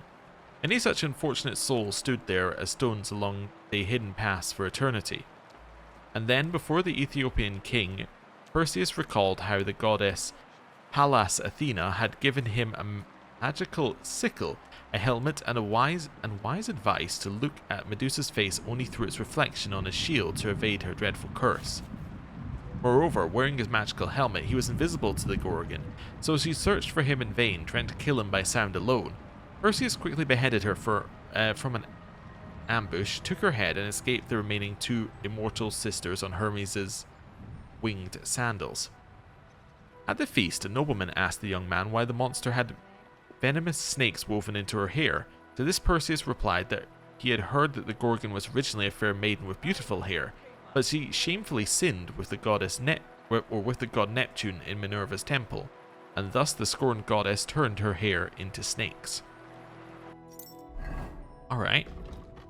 I also feel like the names there are definitely getting mixed up, because I feel like we had Greek names and we had Roman names, so we're just like merging them all together. Old Father Czech. Many centuries earlier, it came to be that a voivod Czech lived in the distant lands of the Croats. Bethinking the great lack of land for his people, he resolved to set forth from his native country. Therewith convening a large congress, he made offerings to the gods, parted ways with the beloved country of his birth, and set off towards the west in search of new lands. Women, children, and elderly on foot and by wagon, their livestock and property in tow, the entire nation followed its great leader. It was many weeks hence that they reached a new country, one hitherto unknown. But lo! The people of this land spoke in a tongue that was not deaf to their ears, and they persevered, proceeding farther, until they reached a place where the inhabitants were dressed only in hides and of a hirsute appearance, and blocked their path with arms in hand. And thus they continued onward, deep into dense, untamed forests, through swamp and brush, until they came to a mountain called Rip, which rose imposingly above the surrounding plain. The entire nation, being fatigued by this exertion of its great journey, dispersed and surrounded the mountain to regain their strength. Herewith Shek himself ascended the mountain, surveying the lands from its heights. He beheld fertile lowlands and forests, a wealth of waters and green grazing lands. On the morn, with him a great abundance of his people ascended the mountain, and upon beholding that which he too had seen, their hearts sang out. Thus spoke Voivod Shek. Henceforth we shall not be in want, for we have found the land that we once sought. Behold, this is the promised land, and the land of milk and honey, fertile with beasts of the hunt. Here we shall find great abundance, and here we shall find the protection from our enemy. But it lacks a name. What say you? What shall we call this great place? In response, all stood as one, and let it be heard out in unison of voices. May it share your name. And to the grounds they did fall, kissing the soil of their new country, which is henceforth borne the name of Shek. Okay. Cool. Must be getting close, right? Ever so close. Next book. I hope we have enough books. I didn't think that was going to be an issue originally, but I'm starting to feel that might be an issue. Now let's skip to Wenceslas the Fourth. He is the ruler of the lands of Bohemia and the former emperor of the Holy Roman Empire, although many evil of tongue do say he is no true king and side of his half-brother Sigismund. In the year of our Lord, 1361, he was born unto Emperor Charles IV and his wife Anna of Schweichnitz, and through the right of primogeniture did inherit the throne from his father. At the young age of but 2 years old, he was crowned King of Bohemia, and at the age of but 15, he sat upon the throne of the Emperor, both actions that aroused outcry. For to crown a new king whilst an older one is still active is neither ordinary nor common, and, all the same, the young king cannot rule until he reaches adulthood. When later the king and Emperor Charles died, and Wenceslas rightfully sat upon both thrones, he ruled well at first, but poor councillors and unwise rulers of the lands of Europe did vex him greatly, and thus the king, abandoning his initial enthusiasm, turned his attention instead to drinking and hunting. And thus the empire did discontent with the new ruler grow, and Wenceslas, instead of reconciling conflicts, fled from them, for he did not need to resolve them. And thus it came to be that he did not go to receive his crown, for he desired not to enrage the French, who at that time had their own pope in Avignon, and he did cause such indignation in the Margravate of Moravia that Jobst of Moravia had him imprisoned until the king resolved the troubles in his country. But in place of resolving conflicts, Wenceslas's disregard for proper rule persevered, and he was freed by his brother John. Discontent grew, and many other noblemen did protest, and a League of Lords was formed to remove Wenceslas from the throne, and on it they would have preferred to see sit his second brother Sigismund, who ruled in Hungary at the time. Wenceslas heeded neither warning nor threats of the Lord, and continued to rule as he saw fit, or rather devote himself to amusements, and when the Lords had no more patience for him, and a rebellion against him broke out, he requested the assistance of his second brother Sigismund, to whom he entrusted the rule of his land. He, however, did not help his brother, but took his royal castles and imprisoned Wenceslas, for not just rule did Sigismund take, but the crown of Bohemia as well, which a certain faction of the lords did welcome, for they were glad to see order and law restored in the kingdom. In these days, King Wenceslas remained Sigismund's captive, while Sigismund, the Ginger Fox, plunders Bohemia. And we got the codex entry on Wenceslas, which seems pretty late to get that, but that's okay. Okay, next book. Peculiar Siege of Prague.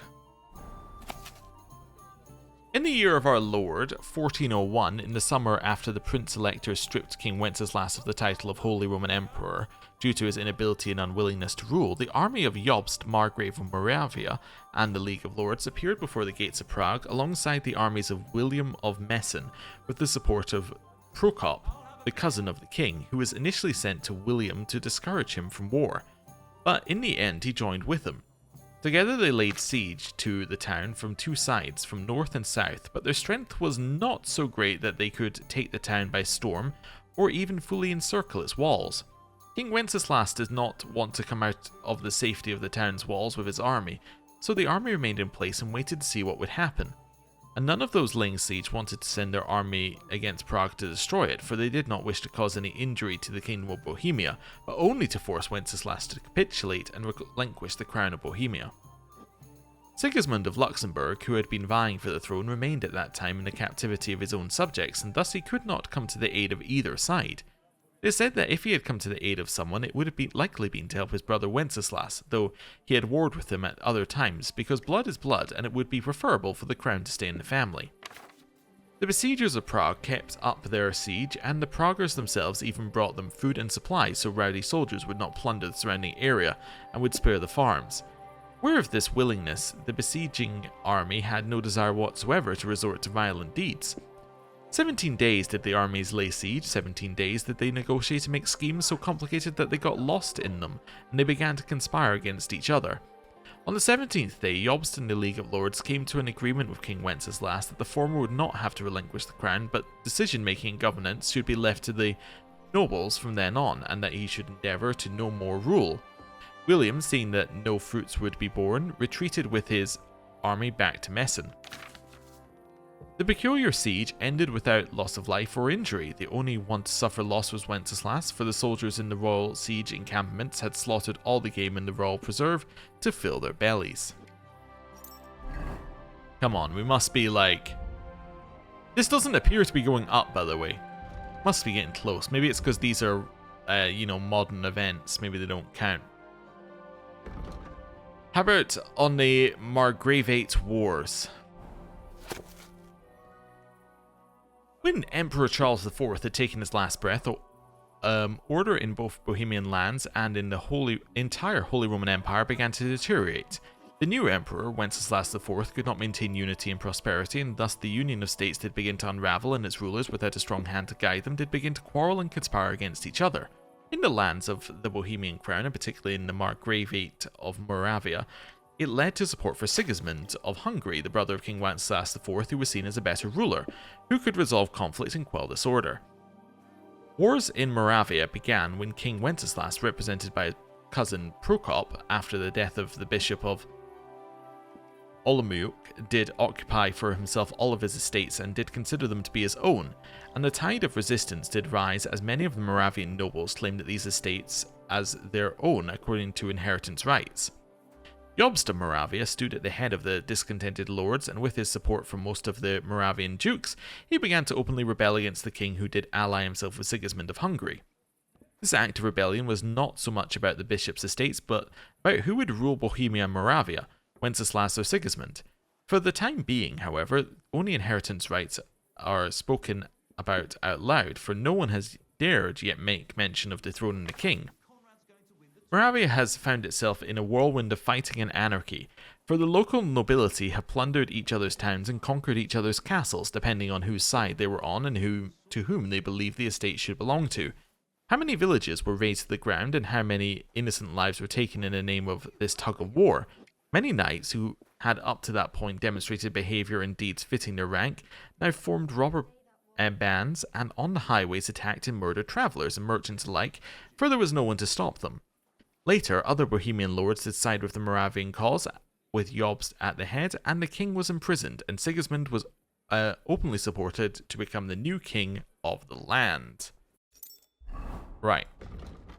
It's gotta be getting close. That is noticeably closer. How many books do I have left? I only have 2 books left. Alright, on tournaments. Speech went up. Alright, I didn't know speech would go up from reading, but okay.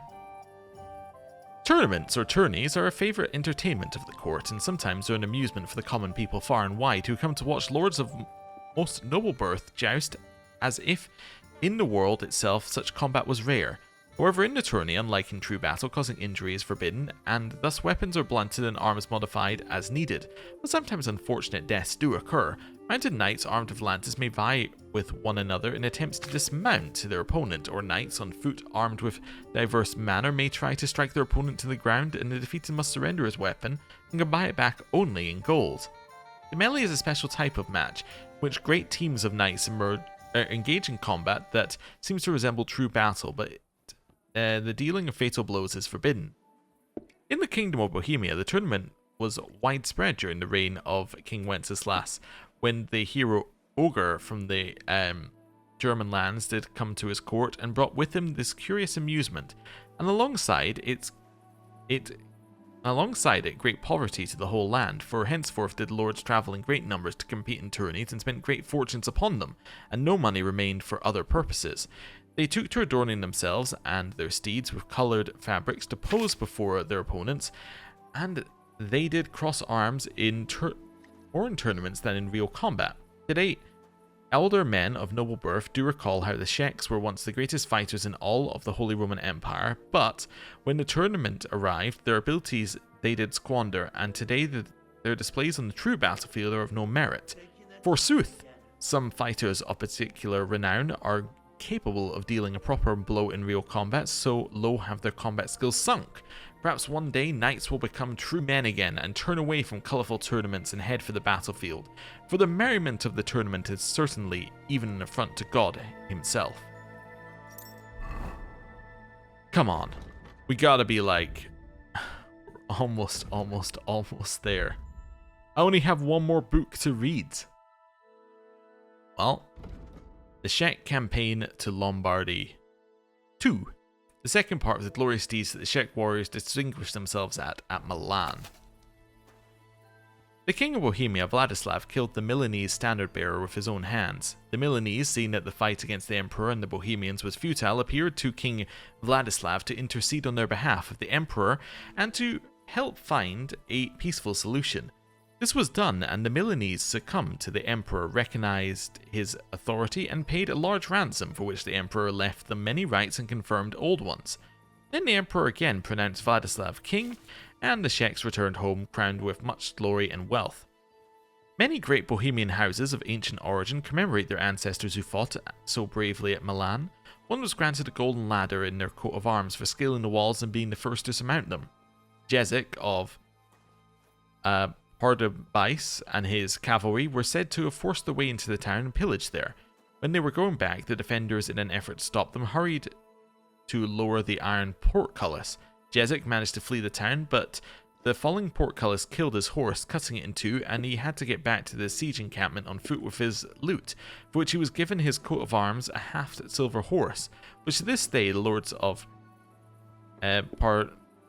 Pardubice bear on their standards and shields. The Bohemian nobility have long commemorated the glorious campaign as proof of the bravery and warfaring skill of all Bohemians. I read literally every book, and we're so close. Alright, time to go to sleep. We will find somebody to teach us scholarship in the morning. Who teaches scholarship? Maybe Lady Ruthart teaches scholarship? Maybe. Who else would teach scholarship?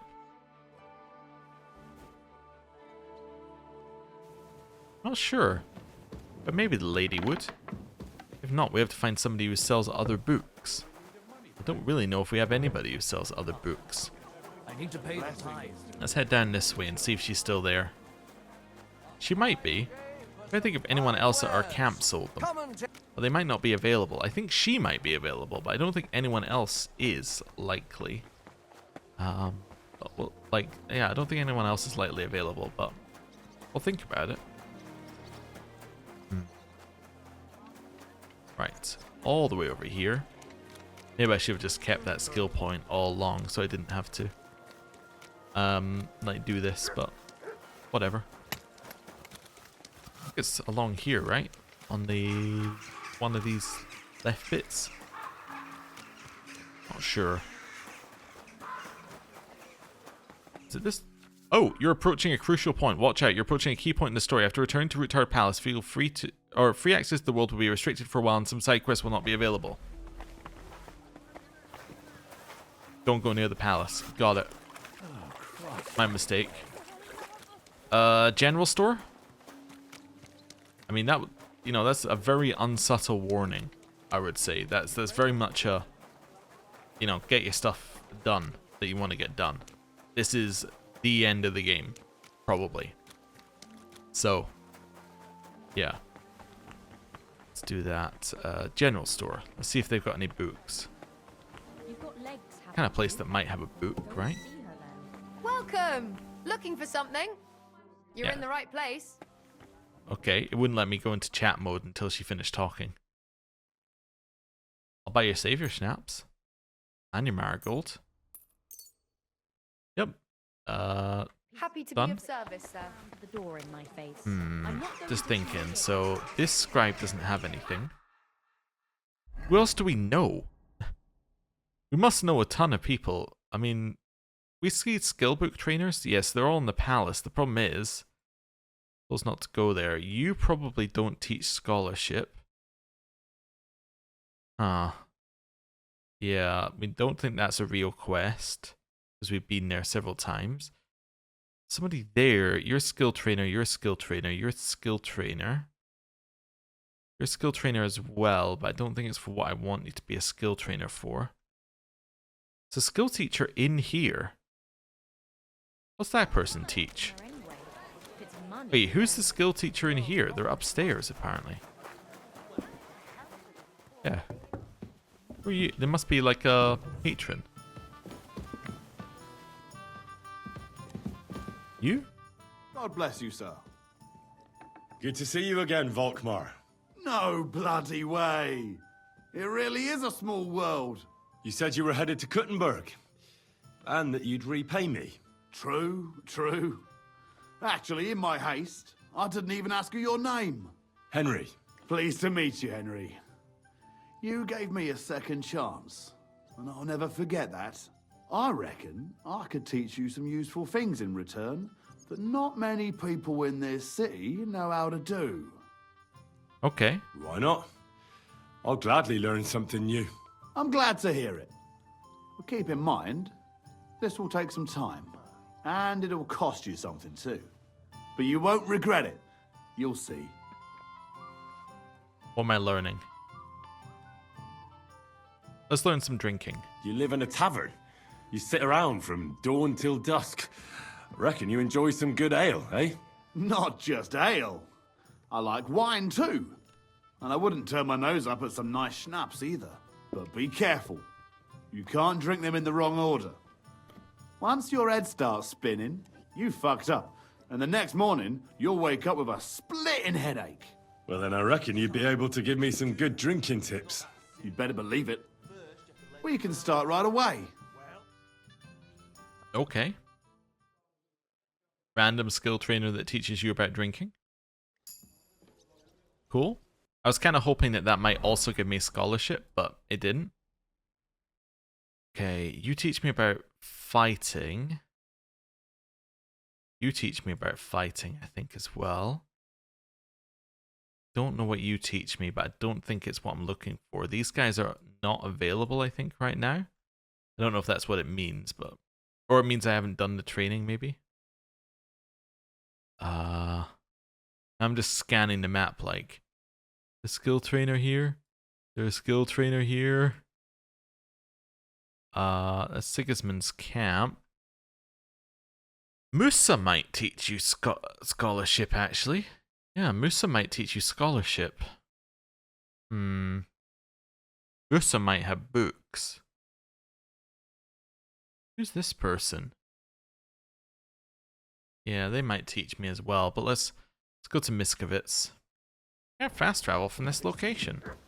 Alright then. I won't fast travel from this location. I'll fast travel from this location, shall I? Right, so we've done this trip a few times. Over to Miskovitz. And back to Sigismund's camp. In order to get our scholarship up the tiniest fraction. It's like literally just the end. And we get it leveled. It's actually very impressive that we don't have it leveled. Right, let's eat some beef. There's our horse. Right, let's go. But yeah, I think Musa you can buy things from as well, so he's got to have a book or two if he can't teach us scholarship directly, which you got to think that he probably would. I wonder if I go back to the camp whether I'm going to be in trouble with that guy. I wonder whether he's gone back to camp yet. Go! Was that part of this same quest? It might be part of the same quest, so therefore it might be all kind of handled. Like, as in, it might he might not have gone back yet, technically, according to like the timelines. You gotta think, like, the first thing he'd do is he'd go back and say, like, hey, we had a traitor. His name's Henry. He looks like this. If you see him come around, he's a traitor. You know? Anyway. Horse is trying very hard to stay on the path. Just move off the path for a second, and that might help us. We did lose quite a lot of speed by doing that. Right. Sigismund's camp. The perfect place to go right before we act against Sigismund. Again. Right. Go over here. And let's head out this way. Whoa! We're heading this way. Right. All the way over here and... Hello, Musa. Why'd you look so different? Why is it you look, you know, different? Me? All of you in this country are strange. I've traveled the world over, but there were never people so... Pale? Limited. Your medicine, physics, and astronomy burned together with Rome. In short, you are barbarians. Though kind-hearted barbarians. Teach me something. Tell me about your travels. About those big cities and the people living there. Well, for example, people in my world are educated. Not like in yours. And education is the greatest wealth there is. So what would you like to learn, my friend? Scholarship. Where did you learn everything? In many places. A real scholar must know the world. But I learned the most in Timbuktu, in my country. What's it like there? The foundation of education is to learn how to read and write, so that you can study the Quran. You can get this foundation in one of our mosques. There were originally 2, but after I left, I heard they built a 3rd. If you want to continue your pursuit of knowledge after that, you would have to find a teacher and study in his private library. Alright, cool. That has now got us the last little bit of scholarship, and we have our perk point. So I'm going to make a save here as well, just in case we don't want to do this for some reason. Let me know if there was any reason that I shouldn't, but... In here, we're going to go player, skills. Actually, let's look at the map first. Also not going to go back to the other map. At least not right now. I think we did a pretty good job of the other map. So that's what this map looks like. Let's now go player, scholarship, explorer. The entire map is revealed, showing all settlements, fast travel spots, hunting grounds, caves, and other interesting places. Boom. Now if I check the map, it is fully done. So now we can see in white all the places we haven't been to, like a desecrated spring, unfinished chapel, wolf hunting spots, hanged man, Scholar spot. Hidden chest. Ones that just say hidden chest are wild. I haven't really spent a lot of time in Raborsh. Round wagon, camp by the road. Fisherman's camp. Cottage in the woods. Okay. Borsh Spring. Overgrown quarry. Watering hole. Apparently I haven't found all of these places in Sukdal, but I guess I just haven't been into every single house. A view of Sukdal is marked on the thing. It's just a nice place to have a look. Okay. What's that? Hatch with a skeleton, sacred stone, sacred tree. Interesting. Undecided jewel? Okay. So there's a hunter we missed down here. Interesting site next to ruins. I think that was main quest, so that's probably what that one is. Malashov has a bunch of things in it as well, if we went back there. None of them that important. Quarry. There's some things in Denmark, but again, like a lot of these are just like things in the place. Old massive tree. Sharpshooter jewel. Woodcutter's camp with wolves. Wonder if these are things I should be going to. Canal under the walls. Yeah. More places you can enter places. Hidden larder. Love nest. Okay. There's some interesting stuff, but I haven't seen anything where I'm like, I have to go there. More things for burnt down stuff there. Yeah, I don't see anything that tells me that I have to see it. Right? Yeah, these are just some things. There's some buried things I missed here and there, but we're not going to go and get all of them. Okay, I think I'm happy. I think I'm happy with what we got. I've looked around. We haven't missed anything that looks too, like, vital. Mostly we missed caches of stuff. Okay. That's fine. Yeah, this is what the map looks like, fully revealed, which is kind of neat. If there's anything that I have missed, which you really think is worth seeing, let me know, and we may come back to it. Because I definitely get the feeling that we can come back to this part of the game afterwards. It's only side quests we can't do. Which makes sense. Wayfarer on the camp at the road. Alright, we'll stop. This is our finish things off thing. We might as well stop for the Wayfarer. Hail, fellow! By the looks of you, I reckon we could do some good trade together. Thanks. I'm definitely interested. What happened? What happened to you? A wheel on our wagon broke, so we're waiting here for my husband to come back from the village. You're lucky you didn't run into any footpads. The roads are treacherous these days. What can we do? We have to make a living somehow. Do you want to buy anything? Where are you headed? Where are you coming from, and where are you headed? Oh, here and there, all over the place. Times are hard, you know. What the farm folk have to sell, we buy, and we bring them what they're in need of. Times are hard because there's people thriving on others' misery. Can't argue with that. We're barely making ends meet ourselves. Everybody thinks twice before they part with their money these days. How did you come by this stuff? How did you come by this stuff? How? Well, you see, the farmers sell us what they don't need and so forth. Are these goods stolen? Why do I get the feeling, woman, that this stuff is stolen, eh? So what if it is? Who cares? Everyone's just doing the best they can. Show me what you got. I'll be happy to take a look at your wares. Of course. No trouble at all. It's like, yes, I just wanted to confirm that they were stolen before I bought them. Oh, some sauerkraut. Suppose we could buy some extra sauerkraut. It's not the special kind, but we could buy it. And some savior schnapps.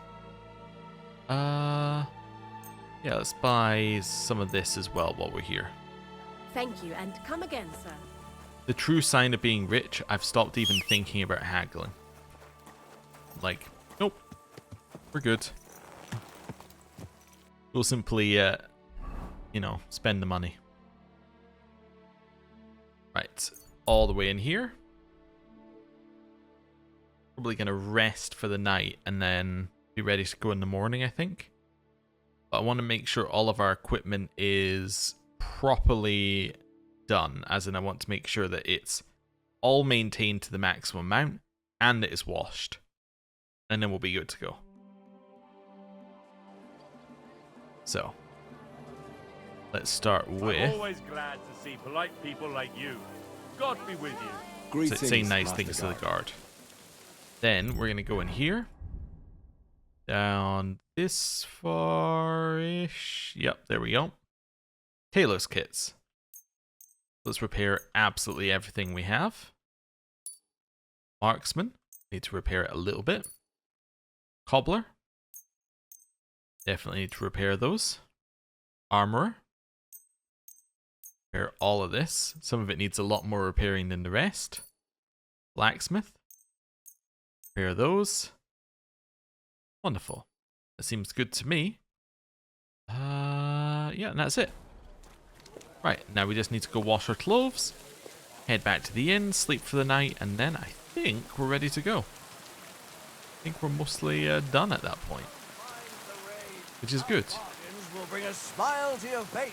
Right, all the way over here. I don't know if going to the laundry is necessary, but I do like doing the story sections not looking like absolute garbage. So, yeah. Try and look at least respectable at the start. I apologize. Lady, you understand that this is my laundry spot? Okay.